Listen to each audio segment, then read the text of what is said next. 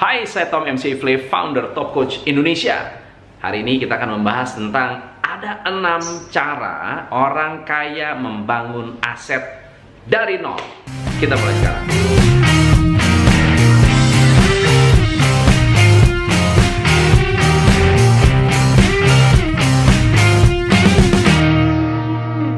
Cara-cara yang akan saya sharing ini adalah cara-cara yang bisa Anda lakukan. Boleh Anda lakukan satu-satu atau Anda lakukan semuanya. Kalau saya bicara soal kayanya itu yang kayak gimana? Bukan hanya sekedar kaya-kaya biasa, tapi ini adalah hal-hal yang dilakukan oleh salah satu orang terkaya di dunia. Mungkin salah satu orang terkaya di Indonesia, atau mungkin top 100 orang terkaya di Indonesia pernah atau mengalami hal ini. Dan banyak dari mereka adalah self-made millionaires. Orang-orang yang bukan dapat keuntungan atau bukan dapat kekayaan dari warisan, tapi bisa jadi keluarganya miskin, lahir sebagai anak orang miskin, membangun aset dari nol, dan hari ini mereka menjadi salah satu orang terkaya. Tips yang pertama, Anda bisa membangun aset kalau ada kerjasama satu keluarga. Kalau satu keluarga bisa kompak, istri, suami, anak. Mungkin kalau ada orang lain yang tinggal di sana yang bersama-sama dengan Anda, satu family bisa kompak, Anda bisa membangun aset luar biasa. Kalau keluarga kompak, apapun bisa dicapai, apapun bisa dibangun. Yang kedua, Anda harus punya double income. Double income itu begini, jangan hanya mengandalkan istri diam di rumah sebagai ibu rumah tangga, suami bekerja.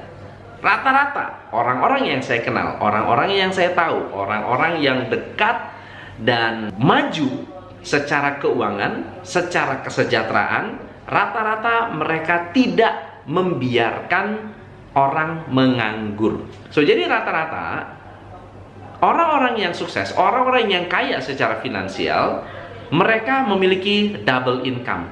Income pertama adalah income yang bisa ditingkatkan sesuai dengan semangat dan modal. Yang kedua adalah income yang kecil, nggak masalah, asal rutin. 1, income untuk bertumbuh. 2, income untuk rutin.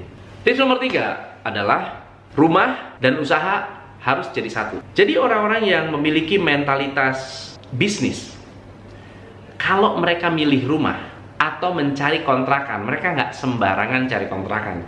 Kebanyakan kalau kita cari kontrakan, kita cari tempat tinggal, kita akan cari di lingkungan yang baik. Betul ya? Lingkungannya baik, dekat jalan raya, aksesnya dekat dengan angkot dan lain-lain sebagainya.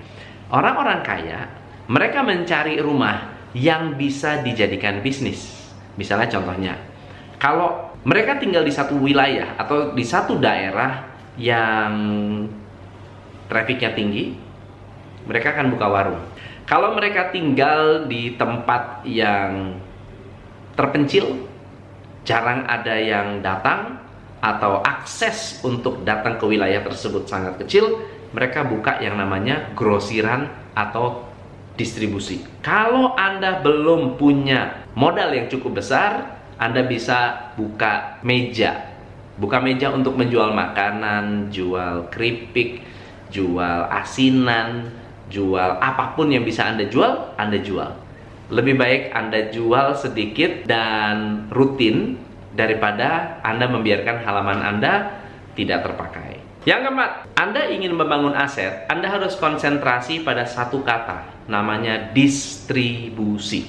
Apapun yang Anda jual, kalau Anda menjual apa? Anda jual buku, Anda menjual spidol, Anda menjual kamera, Anda hanya bisa kaya kalau distribusi Anda kuat. Jadi kalau Anda ingin membangun bisnis, bangunlah jaringan distribusi. Ada satu cerita yang menarik. Eka Cita Wijaya membangun bisnis pertamanya adalah dengan mencari supplier, lalu kemudian mencoba bekerja sama dengan distributor.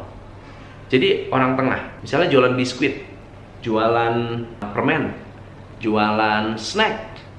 Siapa nih yang punya pabrik ditawarkan untuk bekerja sama. Saya nggak bisa bikin pabrik, saya kerja sama. Saya dapat barang, tugas saya adalah mencari distributor. Lalu apa yang saya lakukan? Keliling mencari pemasok-pemasok yang bisa menjual produk ini untuk saya. Nah, apa yang dilakukan? Konsentrasi pada distribusi. Jadi Anda mau jual apapun, fokus satu kata, distribusi. Kenapa Facebook hebat? Karena distribusi.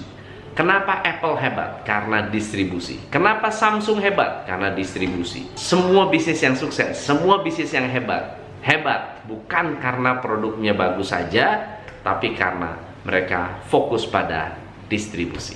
Yang kelima, untuk membangun aset, Anda harus menciptakan volume. Kalau Anda mau jualan, untung tipis sedikit nggak apa-apa, asal volumenya besar. Bermain volume lebih memungkinkan untuk membangun aset daripada Anda membangun keuntungan besar dengan volume kecil. Volume besar, untung kecil lebih memungkinkan Anda untuk membangun aset-aset Anda.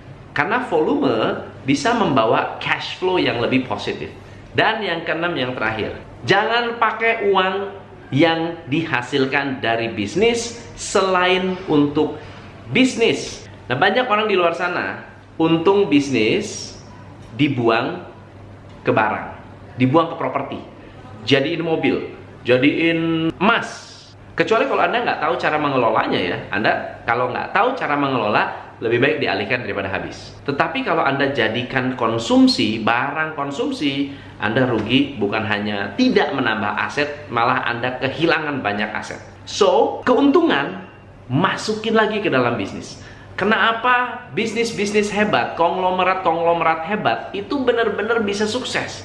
Karena mereka menunda kenikmatan. Mereka tidak memaksakan kenikmatan sekarang juga. Nikmati profit saat bisnis sudah maju, sukses, dan hebat. Jadi tunda kenikmatan, nggak ada masalah, nggak rugi.